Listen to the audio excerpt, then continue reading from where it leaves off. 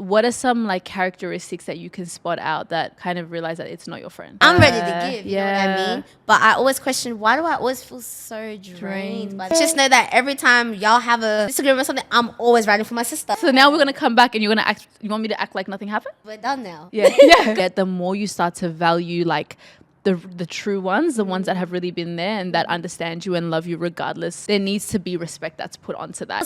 For some reason, as I was about to make my exit, she decided to go. So I did not care.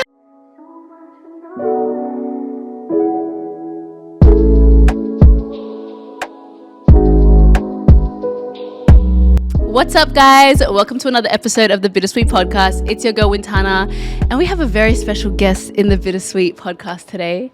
We have Miss Chantal Bala, dancer, choreographer, all-round creative, aspiring speaker. Like, there's so much, and we're going to get into all of it. But how are you, Miss Girl? Hi. Firstly, thank you so much for having me, Wintana. Girl, I'm so grateful. I had you, like, when I was writing my list of, like, okay, new season of Bittersweet, I'm like, yeah, Chantal needs to come in. Because the things that you say, like, it's mainly the stuff that I see of what you do online. It's just very inspirational, and I'm like, I need to hear. And also, you've got the vibe, babe. You've got it all. So I'm like, we need to have a chat. Oh my gosh. Yeah. Well, real see real. You know what I mean? So I'm honored to be here for real, and I really appreciate it. Thank you. Of course. How are you? I'm really good. Yeah? I'm really good. I think that the last few months for me have been very transformational. Okay. And yeah, I've just been in a really good space, like really locked in with myself. So it's nice. I want to get into all of that. Yes. We have an icebreaker before we get into the episode. Let's do that. So I don't know if you've seen online that the stuff with Shxtsngigs. Yes. So they're a podcast with two guys. Basically, one is mixed race and one is just African. And basically, so they've been doing their stuff for a while. They're pretty big around the world. And there was just some controversy around what they did on a podcast during their America tour. So they jumped on a podcast called Flagrant 2 and another one called Poor Minds. And the first one they jumped on, the guys were kind of slamming black women, like Andrew Schulz and another guy who were these other podcasters. And these guys were just like laughing, like kind of, it was all banter. But the stuff they were saying were like, oh, when they were talking about the black girlfriend effect. And Fuhad and James, who were the guys from Shxtsngigs, were talking about how, like, when a white guy goes to a black girl, like, everything starts to change. Like, appearance-wise, he levels up, basically. And Andrew Schulz was like, oh, what the hell is a black girlfriend effect? Like, isn't that... No. It's not about leveling up. Like, she'll slap his... Something about slapping the beard, slapping him so hard that his beard comes off, or stressing him out that his hair falls out, that's what she's going to be doing, because obviously they're trying to say that black women just, whatever, aggressive, implying that, we're aggressive, we, stress, I guess, men out, all these negative things, right? And these guys are laughing. They can't stop laughing. The Shxtsngigs guys are laughing with them, right? So a lot of black women turned around and they're just kind of like, one, obviously offended, like, you guys are both black men, you've come on this platform, you're letting this white man talk about us and not say anything. And I think there was levels to it, because on another podcast with the girls from Poor Minds, two black women, they spoke about how, like, all the women in Atlanta are clapped. They're so, like, and obviously I think Atlanta's just known for having a lot of black women. Yeah. So I think the whole conversation is like, these two men, the black community, specifically the black women in the community, kind of like saw them as a safe space in comparison to other podcasters. And I guess like the whole thing about male podcasts where they just be saying shit. They just be saying, oh, bro, somebody grab the mic from these men, quick. So basically it was like the whole conversation is about like, are these like, did we give these men more than they needed in terms of just like more credit than they needed? Like, really, were they ever a safe space? Do you know what I mean by that? No, I definitely do. And I think that, firstly, this is a good conversation, because I think that it's moments like those that kind of show you people's character. Because a lot of the times, not gonna lie, like I do think that majority of the people that watch Shxtsngigs are black people, and I know I watch them, and that's why it gagged me, like hearing the full context of that. Because like I said to you yesterday, I saw it on my TikTok. Yeah. You know, and I was scrolling, and then I saw that they were laughing about it, and I was like, that's weird. And it left a funny feeling, you know, in my heart, and I just kind of scrolled past it. But literally, do you know what? It's like, crazy because I listened to that episode. I was like, oh yeah, Shxtsngigs are in America. Let me like suss out this episode. So I'm listening to the one with Andrew Schulz, and I'm just like, that's really weird that they're just like laughing. You know, I didn't think, you know, when in the moment you're just kind of like, oh, okay, that's kind of weird. Like, you know how you're not going to think too much of it, but I did side eye it. Even their conversation with the other girls. And I think, again, like, I never really put them on a pedestal. Like, I never really saw them as like the pro-black women podcast. Like, I never saw them doing anything for us. But I never saw them actively doing anything against us either. Whereas, like, you see, like, people like, I don't know if you know Fresh and Fit, like back in the day, not back in the day, like literally 2 years ago or something, they just used to be on like slamming women, especially black women. And so because they're not doing that, I just feel like everyone thinks that they're cool. But you know what I mean? Like, what makes them cool? Because they're just not doing that. I hear that. And I think, again, it goes back to like, these sorts of conversations and topics being brought up, showing you people's characters, because a lot of the times, again, you don't know until you know. Like, until the topic is brought up, you don't know who they really are. And I think for me, it frustrates me because I think the whole idea of us seeing it, we side-eye it and we move it, is kind of how society kind of rolls. Because again, black women are put to the back, we're pushed to the back, we're othered a lot of the times, and we are the center of a lot of jokes, you know. So hearing that, I'm actually hella disappointed, especially because they are two black men, regardless if one's mixed race or not. Like, you know, I'm not sure about the guy who's... The light-skinned one, the light-skinned one. I'm not sure if his mother is black, but I know for a fact. The other one is like, you're all the way black. Your mom is all the way black. And it's like, the fact that, you know, you're keying and you're laughing, hee-hee-ha-haing about these jokes, that's not funny. That's not something to celebrate. That's not something that is, like, light. Like, there's a lot of microaggressions, and there's a lot of, just deep-rooted, like, just disgusting comments behind all of these things that they're saying, like, behind all of these jokes. And I don't know. It doesn't sit right with me. And I think for me, it's kind of like, I'm not going to lie, I actually don't have that expectation of them because I just feel like they haven't shown me that in the past. They've never been like this pro-black channel. But I do feel like, I don't know, I feel like sometimes a trigger needs to go off. 100. Like when you're in certain rooms and you hear... It's like when you're around white people and then you hear them start saying like kind of racist jokes, you're side-eyeing that. And I feel like a trigger needs to go off when you're in those rooms or when you're in those conversations. And I feel like that just didn't happen at all. They didn't clock it. Like they didn't clock it. They didn't say, hey, okay, that's enough. Yeah. And it's like, what are y'all actually saying then? If the cameras were off, how much deeper would y'all go into this, you know? Well, they came out with an apology and they were like, you know, in those moments when something like that happens, you're so uncomfortable that you just want to move on. Like you clock it and you're like, and you just like, let's just move on from this conversation. And maybe that was the case as well. Like maybe they were, you know, this guy's a huge, like, I don't know, he's like a podcaster, comedian, Andrew Schulz.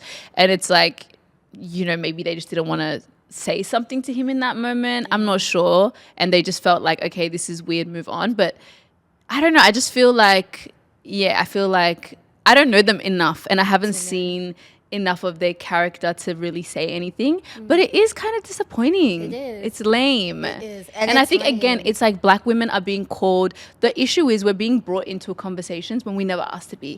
It's always that. We've it's literally always chilling. a topic about... Oh, yep, now we see something about black women again. And I just think, I feel like I don't really see anyone else besides other black women protecting black women. I don't see that.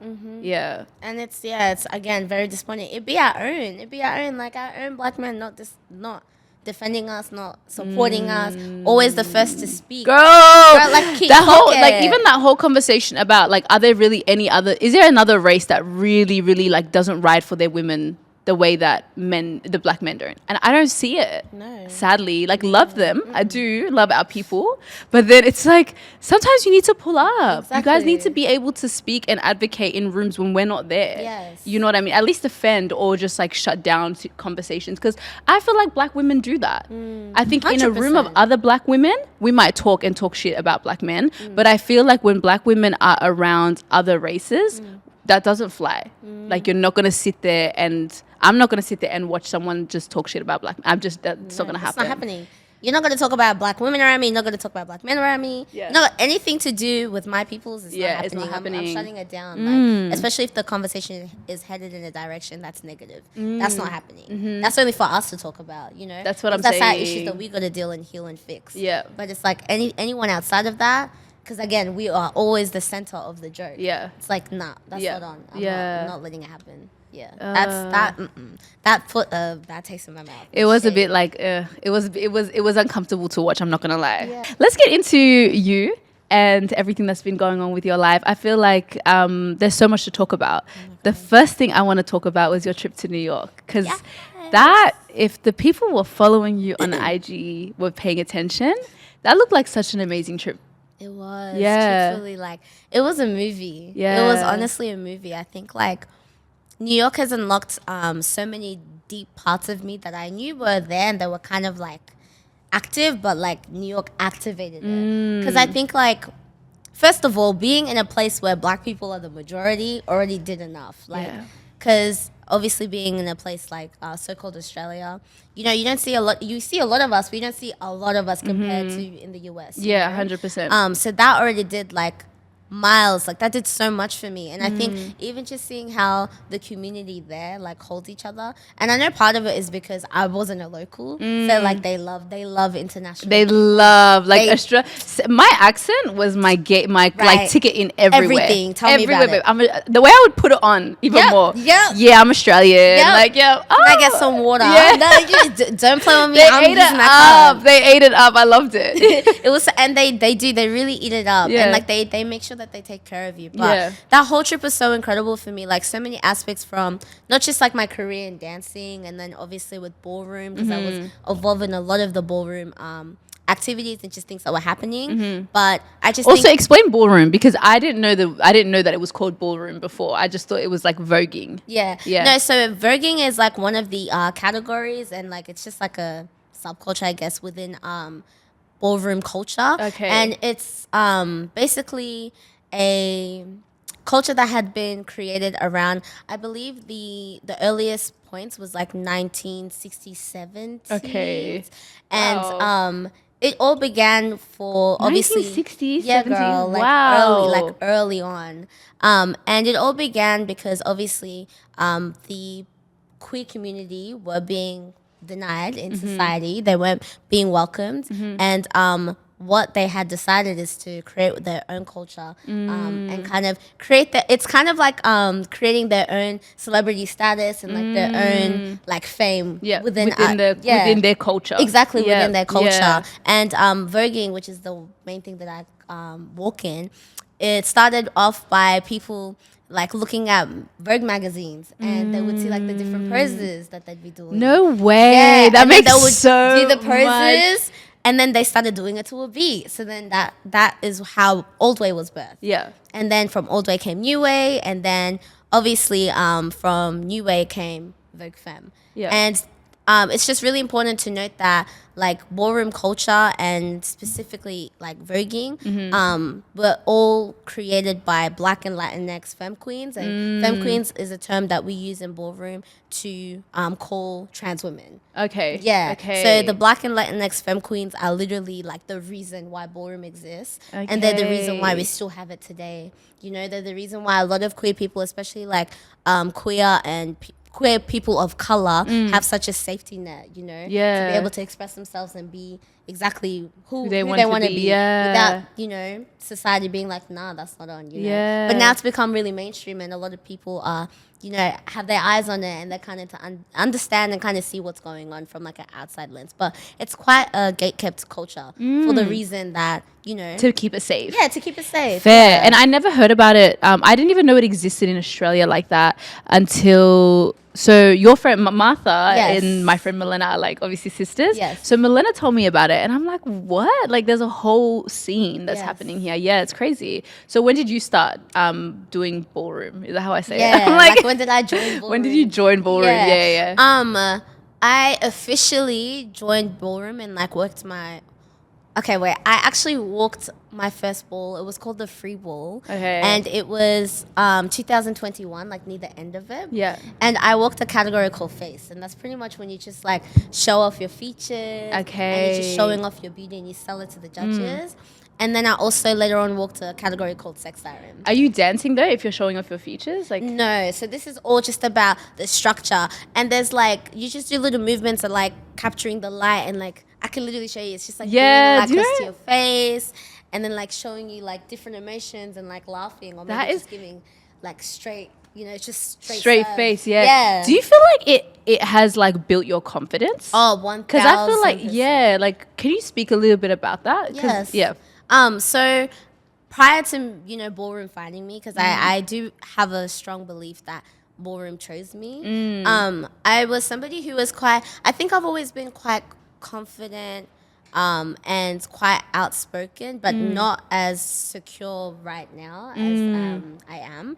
But like back in the day, I used to be quite confident and stuff, but I was a little bit more running off of like masculine energy, if that kind of makes sense. More so like I was not into really just sitting and receiving and just allowing myself to sit in my femininity, my womanhood. And obviously, like, as a black woman, you would know, like, we are masculinized a lot of the times too. Yeah. So, you know, even being in, like, cute clothes like this, like, that's not something that I would really like doing too much because it just felt like it was too much once again. But I think that ballroom has allowed me to own my power and it's allowed me to be able to kind of sit in myself a little bit more, you know? Okay. It's changed me so much, but I think the biggest thing also, it's given me like chosen family, and that's something that I never knew how much I needed until I have it now. Yeah, you know what I mean? yeah, Like, I get what you're saying. People who really see me for me, like, because I can be fully myself inside and out, as a black woman, as a creative, like, and also like, I'm the eldest of 6. But my father, July, like I'm his firstborn, but he always likes to make sure that I know I can act as if I'm the youngest in the family. That you can or yeah, you can that I can be. Yeah. Because I think like I'm so used to being like the leader older and sister, the initiator. yeah. The older Yeah. sister. And I think like so many of my life had that massive component of me being the initiator and the go-getter and the leader. But I feel like in my chosen family, I can kind of just sit and be a kid if I want to because I can trust that my other siblings got it. You know, or my father has it. Ballroom father. But yeah, it's really shifted me, and I think it's allowed me to kind of stand strong in as to who I am today. It's the reason why I am the way that I am, from the way that I dress to the way that I dance now to the way that I speak. It's really the reason. It's why really I like am. built you up, It like has. given you the tools to kind of be like that. And I think 100%.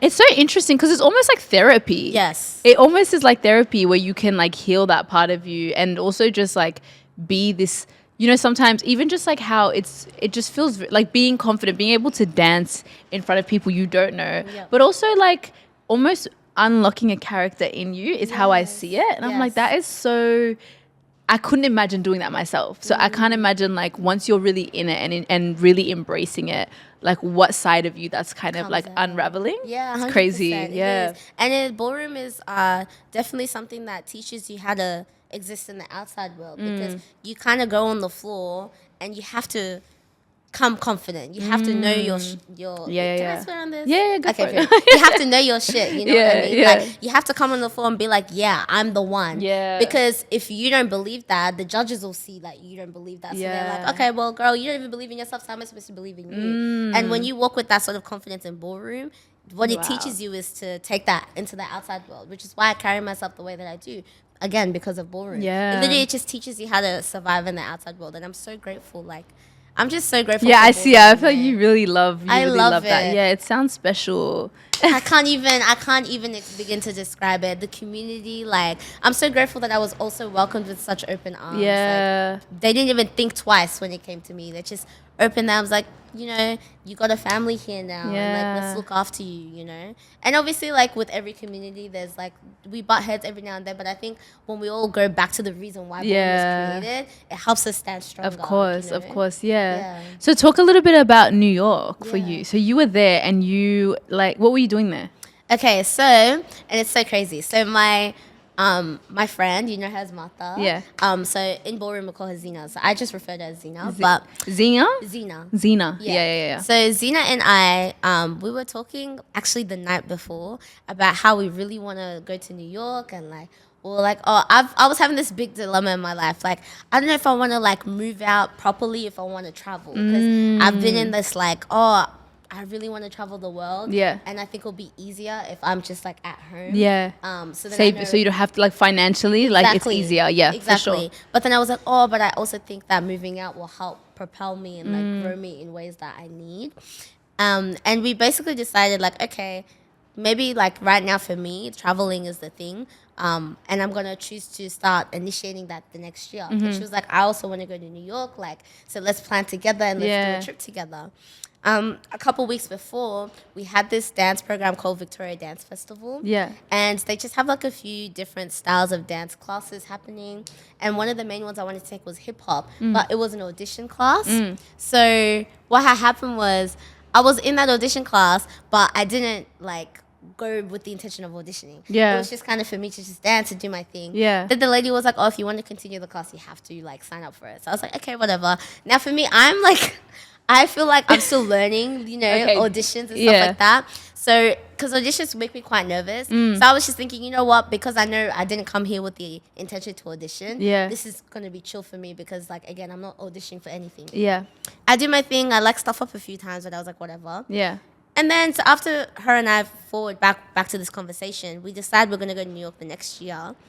We go to bed, wake up at like 8 a.m., and we both got accepted into, like, through the auditions into the dance school. And it's called And that wasn't intentional at all. That was not intentional. It was intentional. just like, yeah. And even for her, she was saying that she wanted it to push her and excel her in her career, you know? And we just kind of like, stuff it. And we got literally accepted with scholarships. That's like, insane. Yeah, into the school. And I was like, if this is not a sign from God, I don't know this what is it is. This is literally this is your ticket. It's That's not even, this is your ticket to go. Yeah. You know, like, the universe is like, I'm giving you a reason to go there. Like, you better do what you need to do. To take it, yeah. So we talked about it and we're like, oh my God, like, should we just like try it and should we just send it? And then she was like, you know what? Yeah, why not? Yeah. So we literally talked to our house about it to see what they thought. They were excited, and then we got to planning and we're like, let's do it. Like, let's really go for it. And we didn't know if it was going to end up happening, but I think because we put so much heart and effort into trying to make sure that we did our best to make sure this trip happens, that's the reason why it happened, I reckon. You know, I believe it. Yeah, I think that's what it is too. And when you get there, like, I don't know, New York is such a city that just like, it feels like your dreams just come alive. Like, that is a city that lights people up. When I was there last year, I felt the same. I just felt like this magnetic pull to the city. Right. Like, it's just, I don't know what it is about New York, but there's just, I think also the fact that there's so much in one city and there's so many different people, so many different things happening, and everyone seems to be doing, even if it's not what they want to be doing, I feel like it just shows you that there's opportunity to do a lot. Yes. And we obviously, I think Australia is just so insulated and so, like, we're just very, what's the word that I'm looking for? Sheltered. Yes. We're not a part of the Very conversations boxed. that are going on in the rest of the world. Yeah. So it always feels like, I felt like that when I was in London. I felt like that when I was like even around Europe, even Africa. Whenever I go, I'm like, I just feel inspired. Yeah. And New York was like a different level of it. Different. So it's like the peak. I love that you Especially love as a it. It suits you. Oh, thank you. It suits you, babe. Girl, it suits you too. Yeah, It so suits we're us. going to go there soon? Yeah, we'll let's catch next each other? year. Yeah, period. Because I heard in your last podcast you said you've been itching to travel. I've been itching Let's do to it, travel. Oh my gosh. Catch me there 2025. 2025. That's us, y'all. Yes. We just Okay. switched takes New York.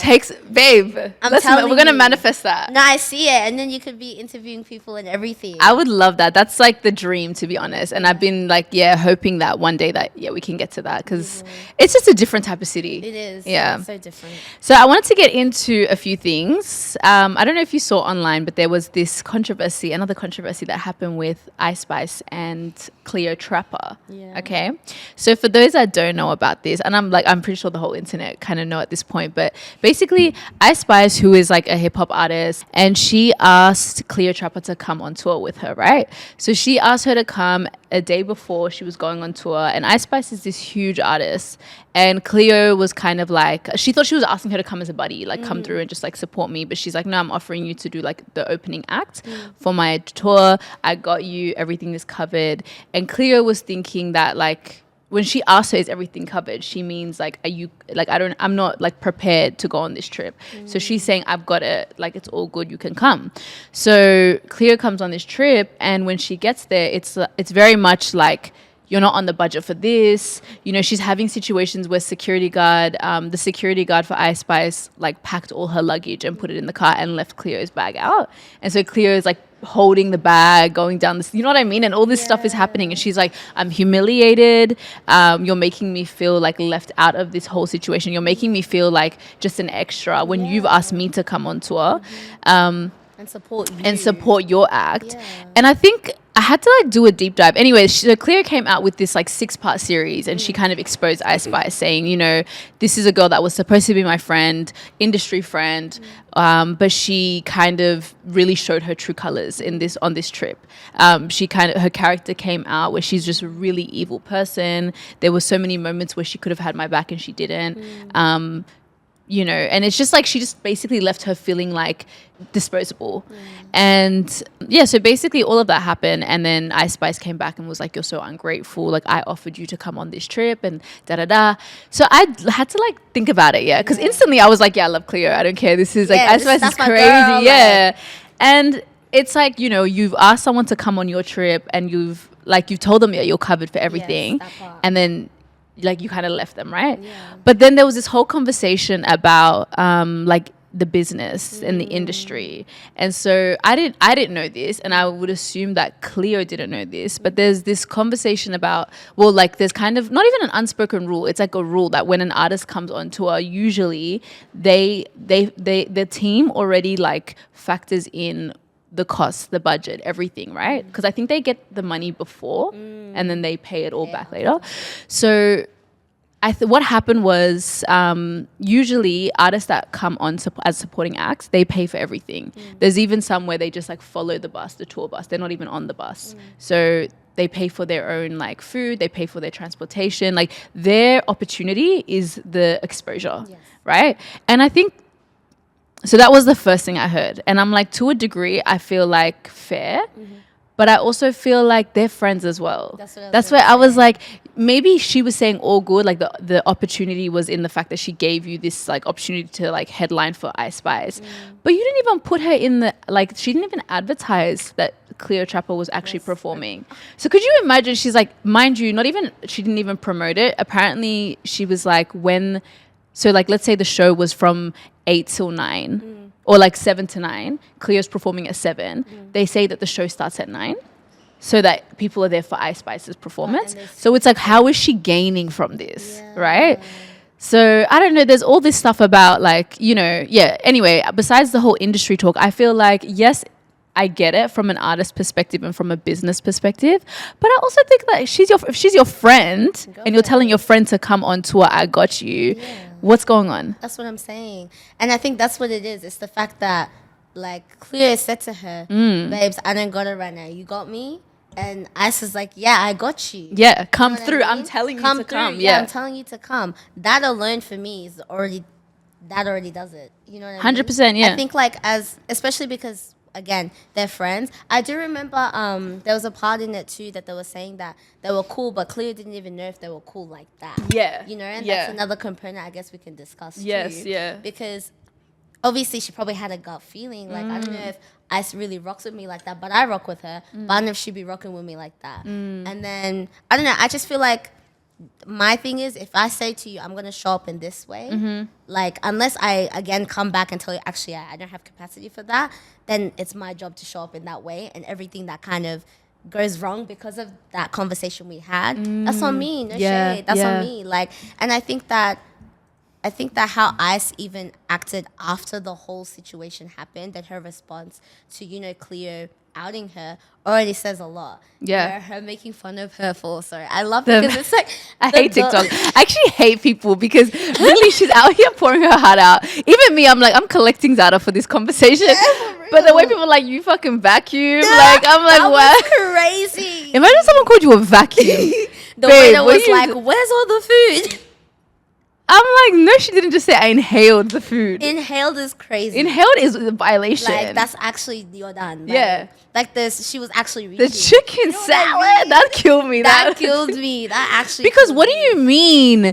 I'm not in a budget for a chicken salad. Like, okay, buy it and I'll pay you back. Like, be for real. Be actually for real. Yeah, I think it was kind of to me that was messed up, and I think like again as friends, like if you say you're gonna show up for each other in one way, that's like whoever said that, that's your duty now. Unless you communicate that you don't have capacity to do that anymore. Yeah. And I just feel like even the little thing is like with the security guard, like not carrying her bag, like allegedly Icespice telling the guard not to bring her stuff. I'm like, bruh, like what is actually happening? Because that to me seems like spiteful now. Yeah. Because you know what I mean? I get it. I don't even get it if it was like, oh, they had to go to your room and get your bag, da-da-da. But if everything is together, right? He's specifically not picking up my bag, but he's already doing the job. That's what's crazy to me.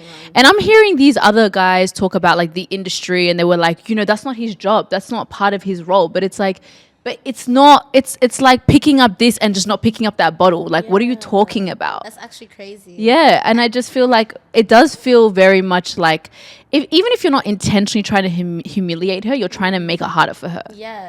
It's almost like you're trying to like put her in her place a little bit. That's what it is. It feels like you're trying to bring you down a peg. Like, I'm letting you know, you need to know who you're with. Exactly. Which is crazy. That is ridiculous. And even when you mentioned that, they wouldn't even let the people know that Cleo would be performing before Ice does. That's actually crazy. Because now it's like, what is the benefit in this? Exactly. Because if we're just gonna say this is strictly business, then this is not a business trend. Like, what right now I'm not getting it. Because come correct all the way. Exactly.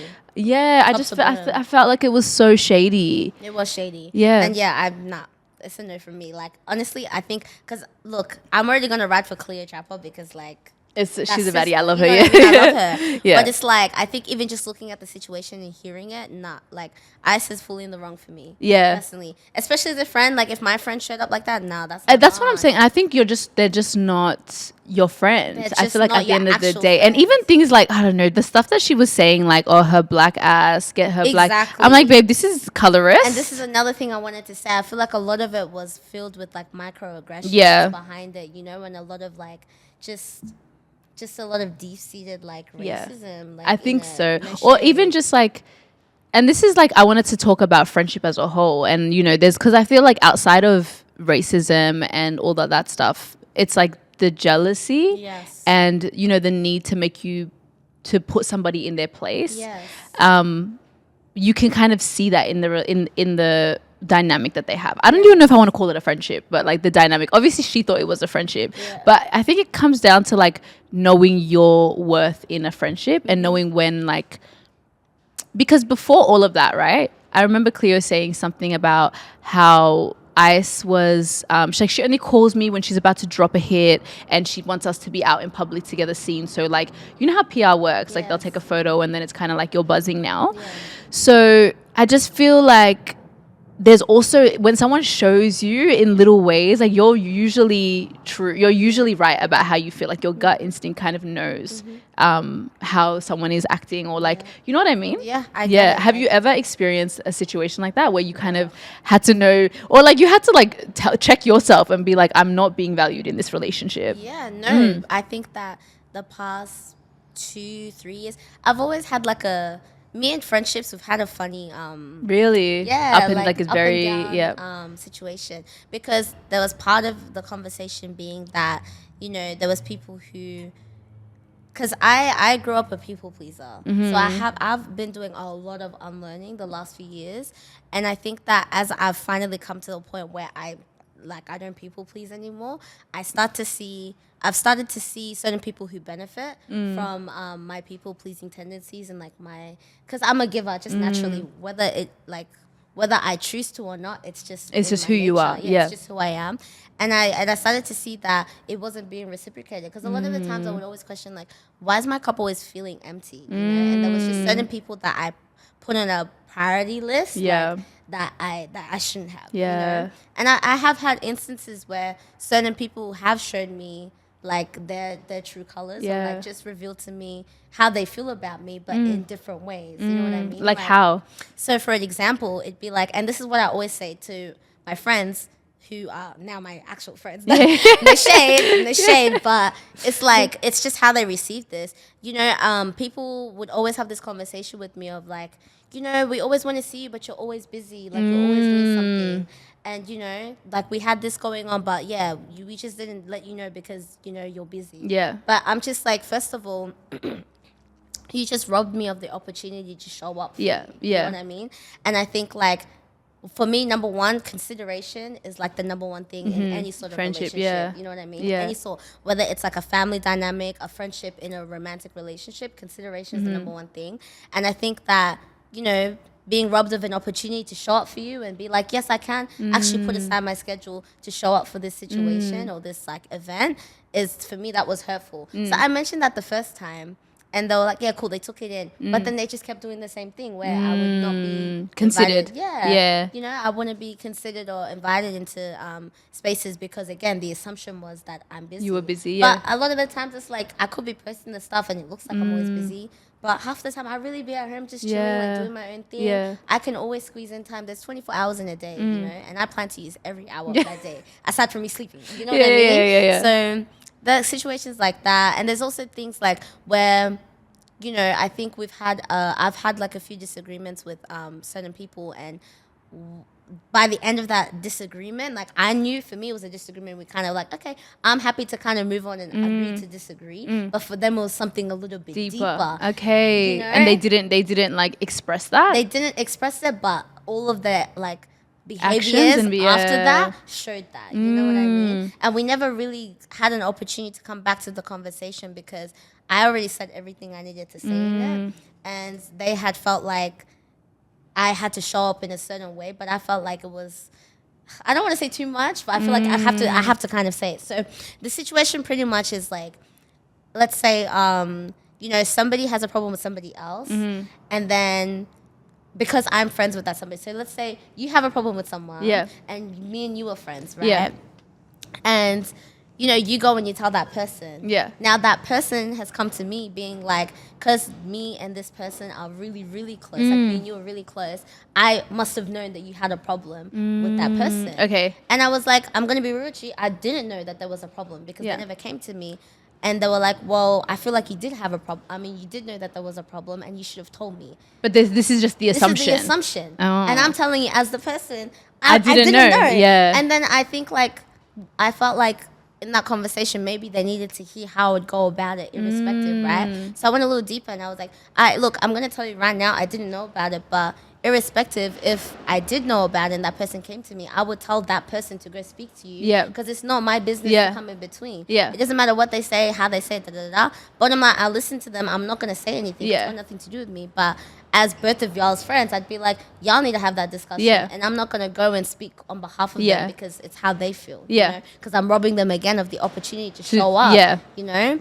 And yeah, they just didn't believe me. They were fully like, no, you knew. Like, and then from that moment, I was like, oh, this disagreement feels like a little bit deeper because you wouldn't let go of the fact that I told you. I know. Yeah. Do you know what? There's so much to this because for me, it's kind of like, one, it's really crazy how people, like, I feel like the response that people give you when you have a disagreement, because you can have a disagreement, That's fine. and then like it happens. Yeah. Things happen. You might act out of your character. That person might act out of character. But it's the way that you come back from it. I think that is more important to me. Obviously, there's levels to what someone did because, like, you know, but the way that someone comes back from it, I think, is also really important. And again, back to this whole situation with Icespice and everything, it was, she gave her the opportunity. She texted you a paragraph and you came back and said, you're ungrateful, you're a bum, your career will never amount to shit, basically. And it's like, are you not my friend? Exactly. You know what I mean? All of these like, are you not? Yeah. And I think that's wild to come back. And so when someone acts out of character in the response or when they have no regard for you or your feelings, I think that's crazy because you're my friend. You're not my acquaintance. You're not like someone I just like. You're actually my friend, and I think that word holds a lot of value. So I think that's crazy.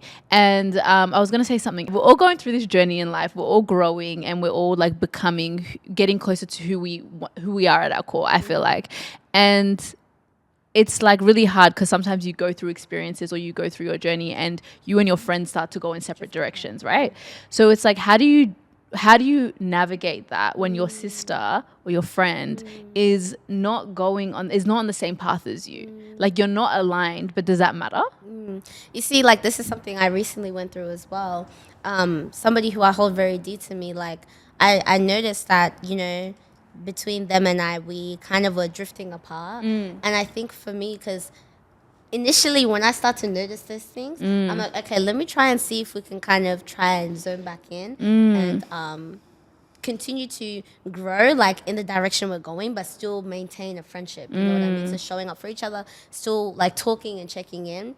But for me, when the conversations start feeling like it's forced, forced, when you know, we no longer align with, like, things that are like principles for me and values and beliefs, like, that's when I'm like, okay, I think that we're gonna have to let go. Because again, I came from being like a people pleaser, so I was always very anxious and like I had to hold on to people until they let me go, you know. But now I'm at a place where I'm like, I'm okay to let people go, because at the end of the day, I don't want to rob you of the opportunity to grow and to shine and to thrive, you know. I look at it as like, I don't want to be holding space for, I mean, in your life, when there's something better that could be taking up the space that I'm taking. Really? That's how I see it. It's a very mature, and yeah, because that's a really like mature way to see it. Because how do you see that if like you may not necessarily see it?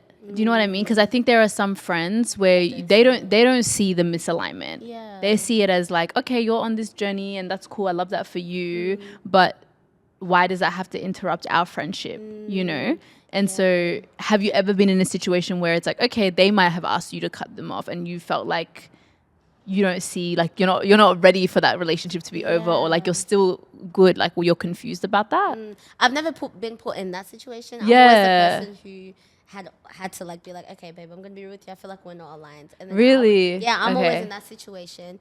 How would you feel if it was the other way around? That's the thing. Yeah, because I'm really trying to sit in that, and I feel like it would be hurtful. Like it would be hard, especially because if you see the person that you love growing and doing everything that, you know, is meant for them, and you started off with them and you being like this, but then it kind of started drifting apart. I kind of feel like there's nothing wrong with y'all having different interests and, like, you know, things kind of shifting, as long as you can maintain a level of like respect and love for each other for being different versions of yourself. Because there's I think there's so much beauty in allowing, you know, people to kind of love on each other in all versions that they grow into. For me, like, if you feel like you can love that person, like, if I feel like I can love that person through that journey and they're trying to cut me off, but I'm like, no, but I still want to be there. Like, I'm going to fight for it. But again, like, friendships are a two-way street. So it's like, if one person is already feeling like they want to move on and they feel like this is the best decision for them, that's fine. I'm going to let you do that. And I think it's only because if I was in this position, I'd be a little bit more forgiving if they do move forward and then they realize, actually, that was not the best decision for me to make, so let me double back and let's try and rekindle this friendship. Rekindle and try and That's interesting, because I find it like I feel like I used to have this mindset where, like, you know, I was going through a time in my life where I was really, really like prioritizing my growth.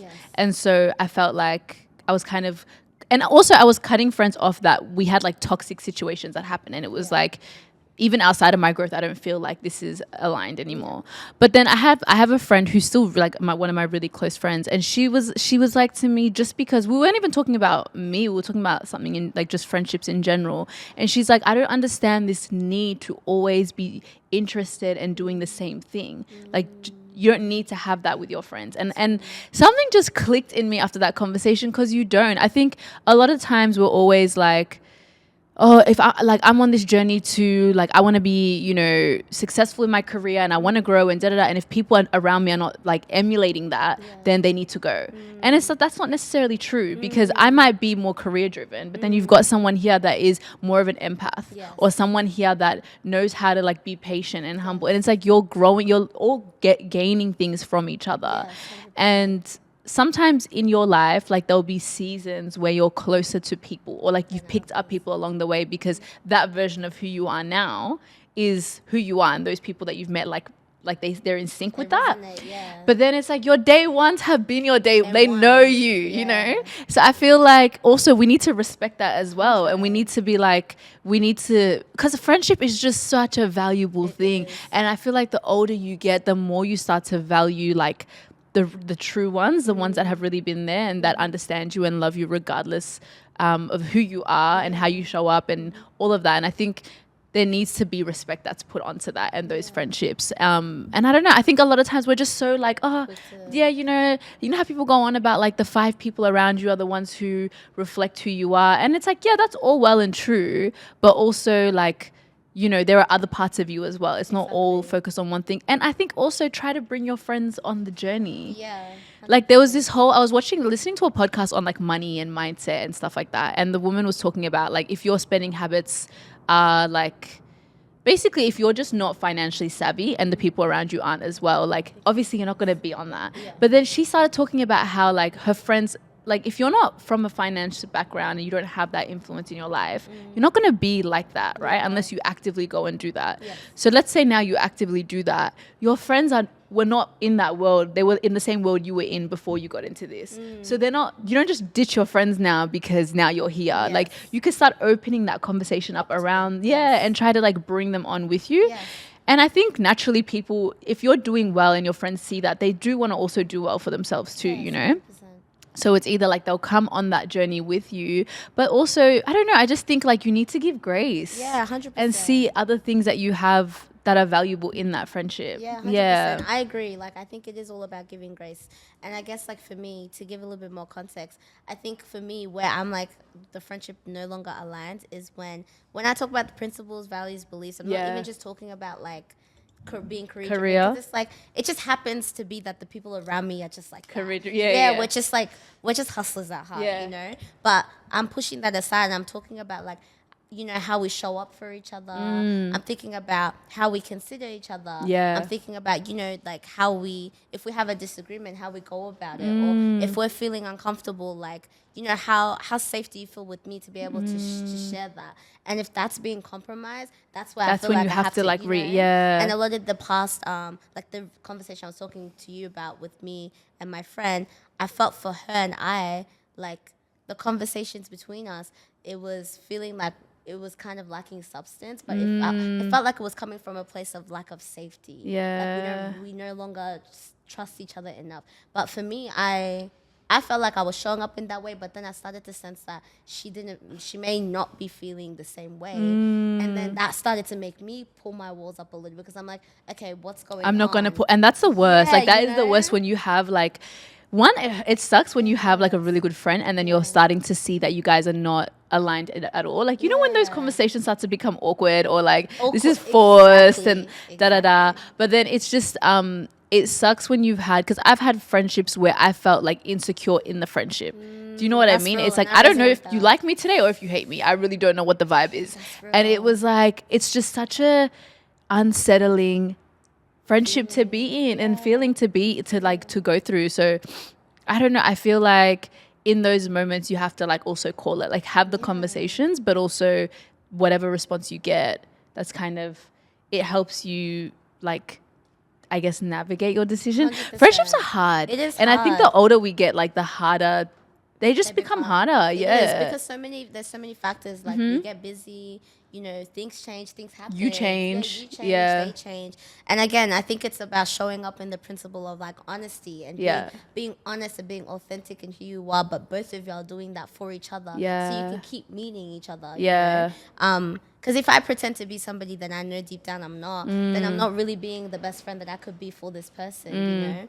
And like that's, again, like everything in terms of my accolades aside, you know, everything in terms of like what I'm doing, all of the stuff, routines, like at my core, who I am, how I show up. If I'm not being authentic and my friend isn't being authentic, it's just hard. Because it's not going to be, I feel like, again, the lack of safety and the trust is compromised because I want you to feel safe enough to be exactly who you are with me. Yeah. And also safe enough to be like, I'm going to be rude with you. I love you, but I didn't like the way, we need friends like that. Yeah. And a lot of people, I feel like, are nervous to have those conversations, but even recently, the past year, the people that I have close to me, we've had a lot of those conversations, and I'm telling you, they're at my hip now. Yeah, it brings you closer together. And I get it. Like, honestly, I feel like I was one of those people who couldn't. I really struggled to be confrontational for a long time. I feel like I'm better now, a lot better, but I used to struggle to the point where sometimes I like would put my feelings aside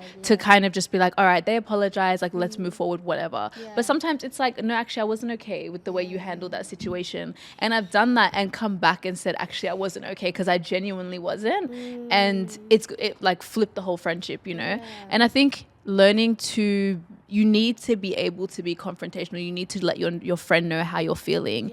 And if they don't take it well, then I guess that's your response, your like answer as well. Exactly. Do you know what I mean? 100%.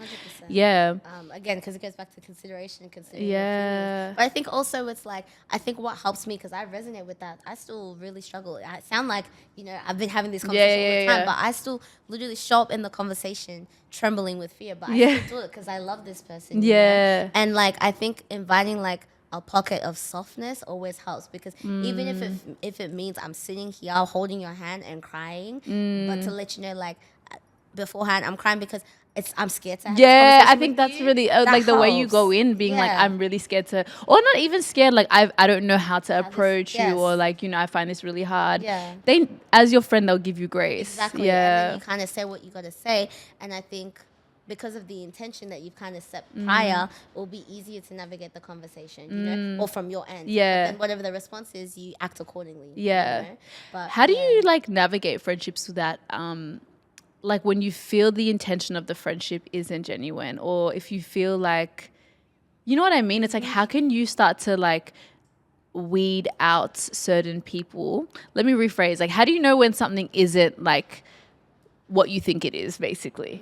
Like you go in and you're thinking like this is a friendship that you know you love this person, but then what are some like characteristics that you can spot out that make you kind of realize that it's not your friend? Oh, that's a great question. I'm have to sit and like think about, because you know, I feel like sometimes it happens so subtly, and does. You don't even, you're like, and you don't even realize, and you're like, wait a minute, you're actually doing some crazy shit. I think for me, how it shows up in my life is like, if I'm around you and I'm constantly drained, that's because again, I'm a big energy person, and if I'm constant and not, I'm talking about not from like what I got going on in my capacity. If I show up and we're like hanging out, and then like I'm drained, I'm like, okay, there's something here that's not aligning. And I go back to one of my earlier friendships when I was younger. And I remember me and this person were cool, but I just realized that it's not what I thought it was going to be, because how I show up and how she shows up is different. And I think she was more used to having her cup there ready to receive. And me being the giver, I'm ready to give, you know what I mean? But I always question, why do I always feel so drained by the end of that? And it was that. I think also, again, like the types of conversations we have indicate a lot to me, because I don't know, I feel like with the people I have around me, we have conversations of a high frequency, and not necessarily saying like, oh, better than everyone, but more so like, we're not out here trying to gossip too much about people or about things like that. But if, you know, certain, this person that I felt like, oh, we'd be cool, is now talking about things that I don't really resonate with them. Like, okay, maybe we're not as alike as I thought so. And even like things, again, like values, principles, like if I bring them up and they're kind of being compromised, or they're not showing up in that way naturally, I'm like, I don't know, it's not for me. But it's not something, because again, I never want somebody to like change themselves completely for me. That's not what it is. I'll let you do you, but I'm kind of going to take a step back depending on where we are at the friendship. Like if it's just beginning phases and it's like I see you every now and then, and I thought we were going to hit it off, and it's just not that, and it's not that, I'm going to distance myself, but it's still going to be respectful. Exactly. And it's going to be hi, hello. But and that's normal, because it's just like we just didn't connect. That's what it is as well. And it's about being honest again, and 100%, being truthful. Be like, I'm going to be real with you. Every time I show up there, like, I mean, show up for you, or like I'm hanging out with you, I feel inauthentic, because I'm actually working hard to try and do this friendship thing. Well, for me, how it shows up again, it's natural. It just happens in the conversation, the flow, the fluidity, like the energy, everything aligns, you know? I'm not even gonna lie, babe. Like, if it's someone that we're not even that close, like I don't even think I owe you a conversation like that too much, to be honest. I feel like You know what I mean? It's Exactly. like I just feel like we didn't mesh. That's it. We didn't mesh. That's what it was. And if you do ask, I'm gonna tell you that. Yeah, but for sure. I'm not gonna like go out of my break way. it down. Yeah, I'm and not really, gonna go out and break it down. Yeah. You're like, That's I hear it. I really hear it. Yeah. It's so hard. I don't know. Even for me, I'm trying to think about like what are the things that I spot out when people are not really like they have my back like that, or like when I kind of start to see that the friendship is one-sided. Oh, I think I just thought of another one also. How they show up for me when like I bring up something that might seem like a small minor thing, like to them, but to me it's a big deal. How they show up there kind of shows me a lot, because there's a difference between someone who doesn't know how to show up and then somebody who kind of is like they're not support. Girl, wait, let's talk about it. I feel like even when you're like talking about your wins. Yep.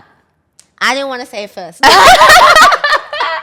Do you know what I mean? And I'm just like, like you're just not that happy. You're not that happy. Do you know what I mean? Or like you kind of feel like it's you not see genuine. like it's just off. Yeah, like oh, that's so cool. And I'm like, okay, you know, I do clock that. I feel like that is a bit of or the whole one-sided thing where it's like you don't. You know that you're busy, you're so busy, you're not really like but it's like, okay, but the phone works both ways.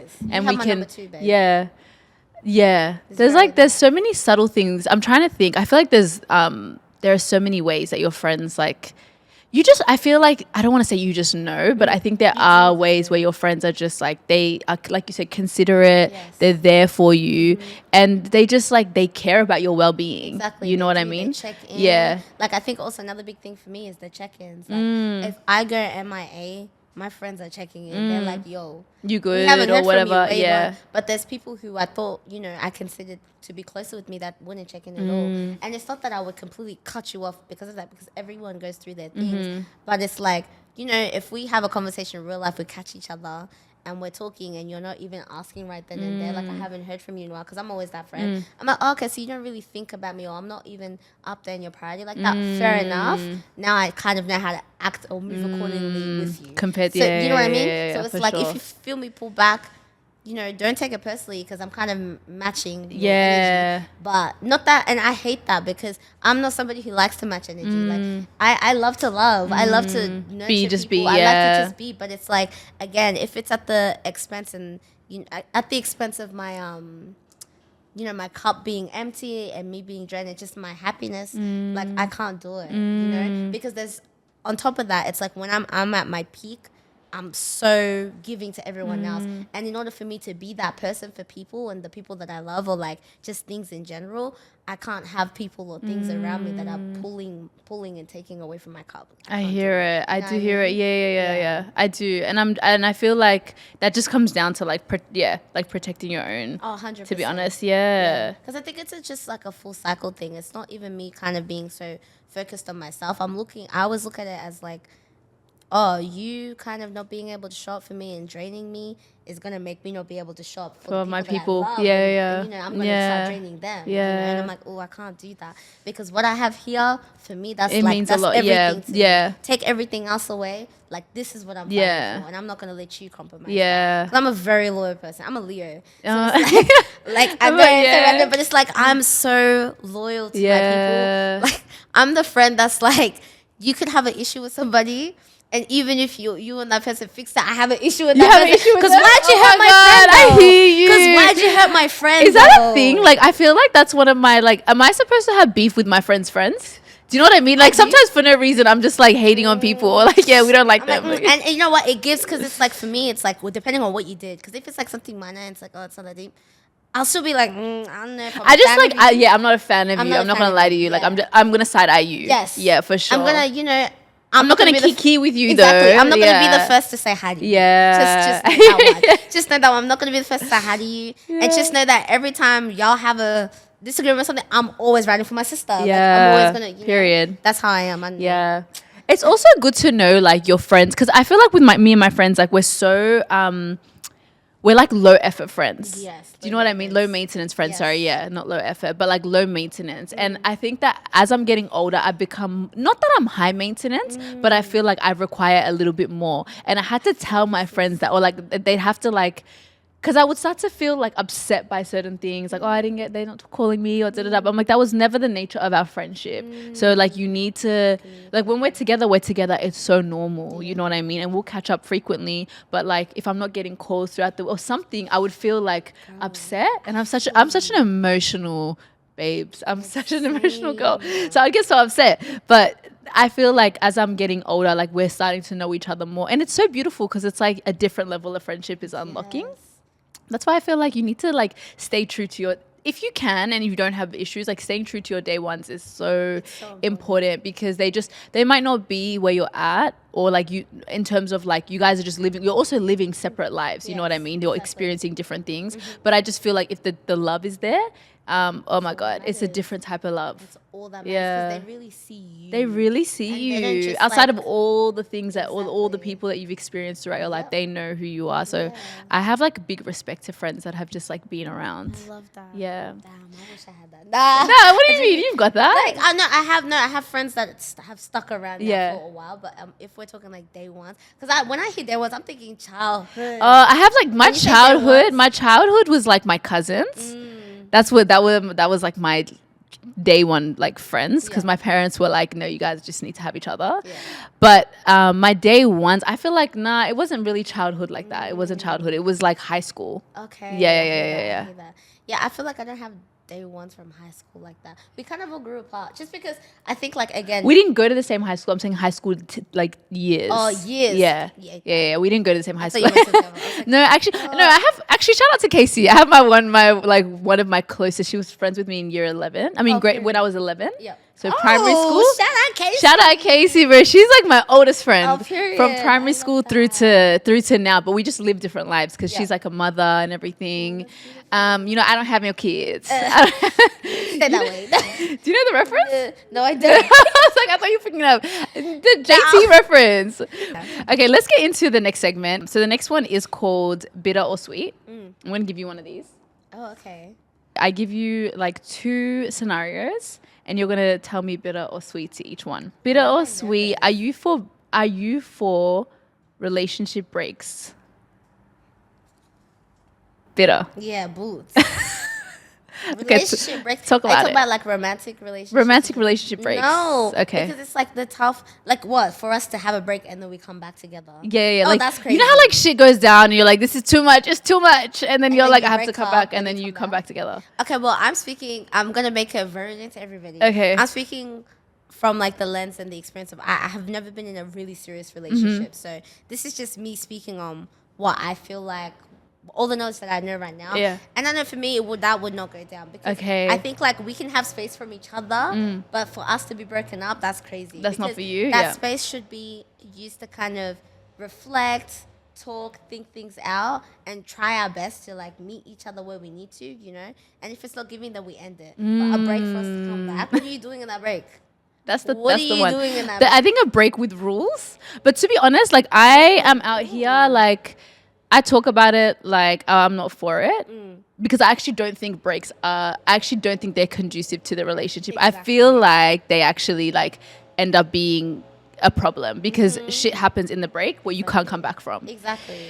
But I will say like I get so overwhelmed that I'm like, we need a break. We need a break. I'm such a like it's actually not. It's a kind of a toxic trait where I withdraw sometimes. Are you in a like your attachment style is avoidant? I'm like anxious avoidant. I'm saying I'm like disorganized attachment. Oh too. My God. So we're fighting for our lives. I know, fighting for my life out here. So basically like I feel like I used to be someone that's like breaks are important, or like, it's good to have one when you feel like it's too much or whatever. But I do feel like when you take a break, especially when it's too long, it's like what is going on? You know what I mean? It's kind of like you're used to it. You're used to being like, okay, I need to run away from the problem when things happen, instead of being like, let's figure it out and let's see if we can fix it. So that was like one of the issues of it. And then 2, it's like when things happen during the break, it starts to become but we were in a break. Yeah. We were having a break at the time. So Next thing you know, that's still staining the relationship. Do you know what I mean? Yeah. So now we're going to come back and you want me to act like nothing happened? Because that's crazy. Because we're done now. Yeah, because we're actually done now. Like, you're done, I'm done, we're done. Because we actually are done now.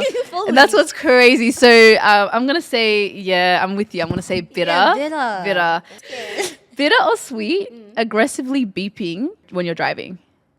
Oh, aggressively. Aggressively beeping at someone when you're driving. But like for a reason? Or if they cut in, if they cut or whatever. Oh, yeah. Yeah? Oh, yeah. I don't care. Really? I'm going to do it. Really? Because one thing about me, I have a lot of patience on the road. But it's like, I remember one time I was going on the roundabout and I'm like turning in.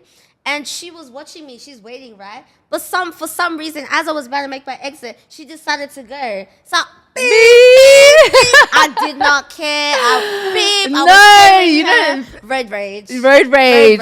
Me, I'm cussing you out. But beeping, I literally I don't have the time. Really? Like, I'm stressed out trying to figure out how we need to like get out of this situation. I'm thinking when people are beeping at me, I'm thinking like how and why. Yeah, like, especially when it's. So I'm gonna say bitter to this one. Because number one, I hate, like, I'm the beep, beep, beep. Like, I'm going to give you a little nudge. I'm going to kind of warn you that you're in my way.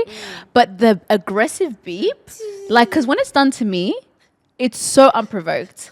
It could just be, like, especially when it's, like, a red light. Okay, yeah, maybe I was, like, distracted. Yeah.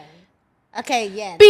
Yeah, that's crazy. Relax. It's been like 10 seconds. It's been like 5. Not even. It's actually been 5. It's been like 2. Yeah, you know what I mean? Yeah. Breathe. Yeah. That type of shit, it drives me insane. I can't stand people like that. No, I hear it. It's not made to scare us. No. It's made to warn us. Yes. It's made to let us know, like, give us, caution. That's what I'm saying. Yeah, you're right. Okay, I hear that. Do I change my answer? You don't have to change your answer, babe. That's who you are. It's okay. That's who I am. Don't scare me on the road, though. Yeah. Don't scare me on the road. I got you now, but I don't know. Beep. I guess so. Like, beep. I'm always like, yeah. See, I'm looking at because I've done the aggressive one. I'm not gonna lie, but like, it's just not my. It's not like I'm too like stressed out about the situation. Yeah, I hear that. To be. I think because I drive really slow, I'm always like paying attention. Oh, you drive very slow? At that time, like, see, yeah, like I be driving like obviously normal, but it's like I'm a little bit more cautious. Yeah. Than, like, the average person. Okay. So like.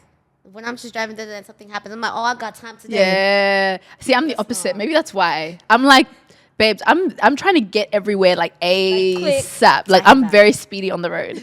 So you need to come with me. Come drive with me and you'll see like we don't have time to be stressed. We're trying to get to A to B. Yeah. Yes, I hear that. I've done that with my sister. I'm driving and someone's was beeping at me and my sister just jumps on my side. She's like, beep, like what are you, you know? Don't ever do like I love that. Yeah, I love that. Okay, last segment here is the dilemma segment. So every week we get sent in dilemmas from our listeners. So the dilemma is, when is the right time to introduce your partner to your parents, especially if you come from different cultural backgrounds? Woof. When is the right time to... Do you feel like you have like an open relationship with your parents to be able to tell them? Girl. No. Okay. I'm gonna be real with you. Yeah. I would still tell them, but I feel like when it comes to like men, because obviously family is very protective of like the girls. Yes, you know what I mean. Of course. So I feel like, and my like grandparents and my mom and my auntie, they have quite high standards. Mm-hmm. So like, it's given very much. Don't bring that man to me unless he's like the one. The one. And he's coming put together. Mm-hmm. You know what I mean? I feel like. See, I don't even know if I want to put a timeline. I think I should though. Yeah. But I feel like if you come to a point in your connection, in your relationship where y'all feel like it's locked in, like that's when you kind of can bring them around family. Because it's like, I don't want no, hey, where's Daniel? Yeah. Me and Daniel been done. Oh my God. Or like we're on a break. Me and Daniel on a break. Me and Daniel on a break. And mom's like, hey, when do Daniel? You know, how is he? I'm like, hey, mom. Me and Daniel no longer. Yeah, you don't want to have that. Nah, I don't want to have that. But I would say like maybe, like I feel like maybe like I don't even know if this is the right timing, but I feel like I would do like maybe 9 months to a year in. Like that's pretty good. That's still really good. Yeah. Yeah, because I feel like by that point you start to see each other for real. Like there's no like hidden motives, nothing. Like it's like okay, now you see the real me. Also by that point, if you're still with me and you're trying to like play, you're actually wasting your own time too. Yeah. So it's like I feel like by that point you'd be serious. Like 9 to 1 year, it's like okay, we're locked in. Like you're not going nowhere.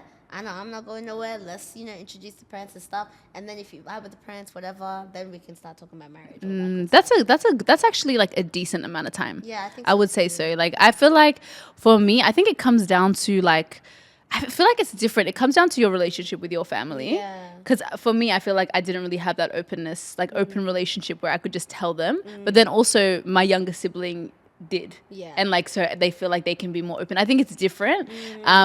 But I do feel like when you are starting to see that the relationship is like genuine and you can see a future with this person, because that's a big one as well. If you come from like a family that kind of values culture and like, it's not just like in and out with the boyfriends and stuff, you need to assess your man. Exactly. You know what I mean? From, like, check him and see if is he the person, is he the man that you want to spend the rest of your life with? And if you see that he is, and you can see that there are qualities there that, you know what I mean, like that just show that this is the man that you want to be with, I feel like a year is a good time. Personally, it takes me a while. It takes me a while until I know like we're gonna get married.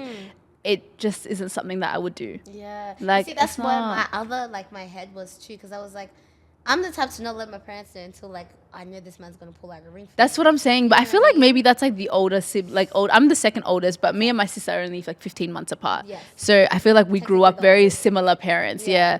So it's just like, like I think there's a different type of seriousness. I'm not playing games. It's like if I bring it to like my parents, it's giving like, you better go on that knee in the next few months. Yeah. 100%. If you're not on that knee the next year, babe, I don't know what to tell you. I don't know what to tell you, because now I'm a joke. Exactly. What's going on? And like you said, I think it's the factor of like family and the dynamic is really important. Yeah. Because I know with certain cultures also there's certain criteria you need to meet and all of this stuff before you even consider like coming into the family. Exactly. And all that stuff, so it's a tricky one. I don't know, like if I was to put a time on it like you, I would say a year if I can see it happening, like the marriage and things like that. But I do think that like if you don't want to put a time on it, I think you need to just know your partner. Don't be too excited to tell your parents if that is a big deal for them. don't do it, guys. Oh my gosh. For anybody else though that wants to send in your dilemmas, please send them through, guys. All the links in our bios on all the socials. It has been amazing, sis.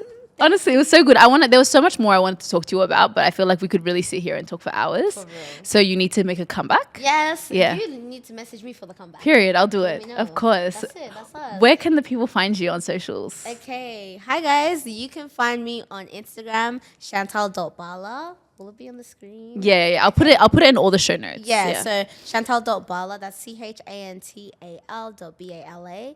And on TikTok, Chantal Bala. And on YouTube, Chantal Bala. Yeah. So it's just I didn't know Chantal you were on Bala. YouTube. Yeah, I'm on YouTube, but soon comes. She's making a comeback, yeah? I'm making a comeback, Yeah, don't worry. we love But it's it. there. You should follow it, because when that video drops, y'all gonna gag. Yeah. You're gonna We're gag. here for it. Guys, make sure you like, comment, subscribe, show us love. The channel has been growing and I love to see it. So keep showing the love. Thank you so much for tuning in, and I'll see you guys again next week. Bye. Bye.